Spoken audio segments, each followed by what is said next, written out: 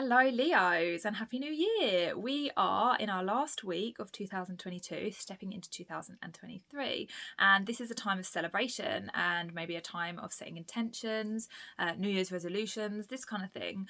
But for some of us, we might be feeling a little bit slower than previous years. This is because we've got Mars retrograde still. It's kind of carrying us into the new year.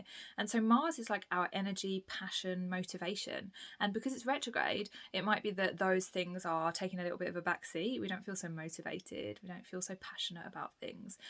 This might be a little bit alarming for some of you because you might be like, oh, no, I don't want 2023 to be a dud because I don't have the motivation towards it. But don't worry, because Mars retrograde is really just a sign that we need to check what we are motivated about, what we're spending our energy on.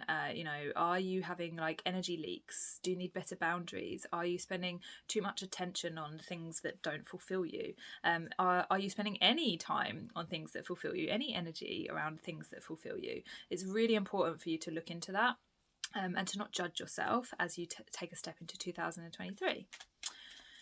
So I am going to pick you a couple of cards to represent your yearly 2023 energy.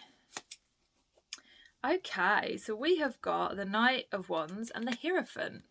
So the Hierophant represents a time when we're kind of like stepping into spiritual knowing. Like, okay, maybe we're going to get serious about our spiritual path. Maybe we're going to start to see where we already have the wisdom that we need to step further down a certain path. It's kind of like trusting in divine. Like, okay, I know that I am supported. I know that I'm guided. And with the Knight of Wands there in reverse, this is like saying, make sure that you take action on spiritual guidance. Make sure that you take action on when you receive a certain sign or synchronicity, or you get a reading, or you get like a little kind of knowing where you're like, oh, this is what I need to do.